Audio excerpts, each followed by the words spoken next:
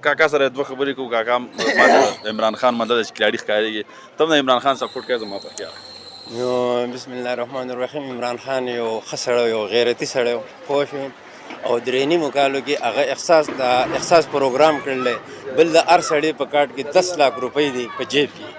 او خدای دې هېڅوک نه بیمارئ زمونږ هغه 20 लाख ته هم ضرورت نشته خو هغه پکې دا پروګرام کړلی د دوی په 70 سال کې هېڅ پروګرام نه دی کړی دونه خو هغه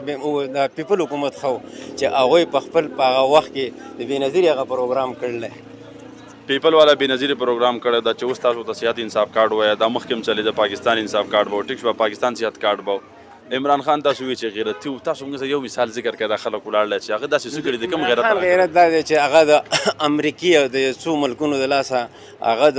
دغه سره روس سره معاهده وکړه امریکا په هغې نه وه خوشحاله د هغه حکومت په دې باندې ختم شو موږ خو د امریکې غلامان یو پوه شوې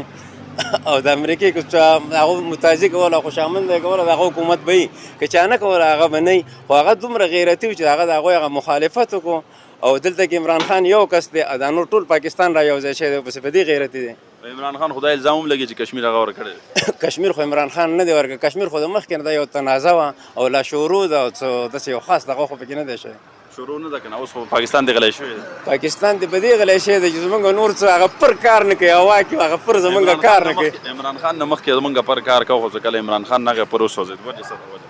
دا پر خو په دې وسوځېد چې دا 70 کاله موږ په دې مسلم لیګ حکومت کې وخت کړي زموږ پلار د خدای وبخښي هغه پکې وفات شو خو د مسلم لیګ حکومت نه موږ څه فایده حاصله نه کړه پوه شوې او دا عمران خان یو نر سړی او درې نیمو کالو راغلی په هغه درې نیمو کالو کې چا پرې نه ښوده او بل طرف ته ټول سیاسي لیډران یو شي دي نو یو کس مقابله خو به یو به د هغو مقابله عافیه دپاره به هغه خبرې کوله چې زه کله زما اقتدار راشي زه به د عافیه باره کې وایم چې دا رها کوي کوشش به کوم که نه درې نیمو کالو کې هغه داسې یو تقریر یا داسې دغه تا ته یاد ده چې عافیه نوم یې اخیستی ذکر یې کړی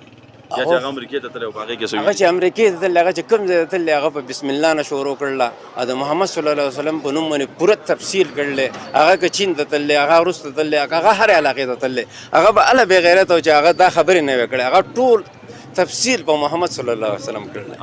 او زمونږ دا چې دی نو دوی په بسم الله هم نشي ویلی یارېده به یو د هغه د انګلیش دپاره به هغه سره هغوی سره به انګلیش دپاره ترجمانو او د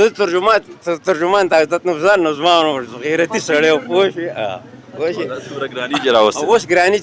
چې راوستې ده دا خو د دوی په دې حکومت کې ډبله راغله د هغه په دغه کې 47 روپۍ په پېټرولو کې دغه راغلی او په درې نیمو کالو کې او دوی په 10 ورځو کې 60 روپۍ راغلي دا معاهده عمران خان کړې ده دا معاهده هغه نه ده کړې دا خو چې کوم ځي بل راځي وایي دا معاهده هغه بل یو کړله یو بل پورې ډرامې او پراپیګنډې دي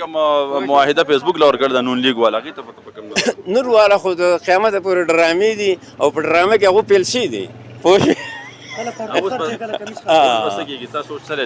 اوس خو که تاسو وایئ چې د عمران خان په نګاله ته ولنه ځي نواز شریف د هغه نه زیات لیډر و زیات دغه و هغه د کور کلي د خپل علاقې ته ولنه راځي مطلب عمران خان د هغه نه چل زده کړو عمران خان د هغه نه چل زده نه کوي عمران خان خو پاکستان کې دی که نه پوه شوې دلته څه کوي کې پي کې ولې ناست دی پېښور کې ولې ناست دی ولې به نګاله ته واپس نه ځي دا نواز شریف ولنه راته خو هغه ما جیل کوي نو د عمران خان هم وایي چې ما من به الټه الزامونه ولګوي او خلکو ته به زه بدنامه شم پوه شوې نو ځکه نه ځي نورو ته خو وایي سبسې پهله ګبرانه نه یي او په خپله دلته ناست دی ولې نه ځي په خپله دلته ناست دی نو چې اوس هغوی پرېږدي نه هغوی یو اشر دی پوه شوې د اشر مقابله خو یو کس نشي کولی تھینک یو ډېره مهرباني ډېره شکریه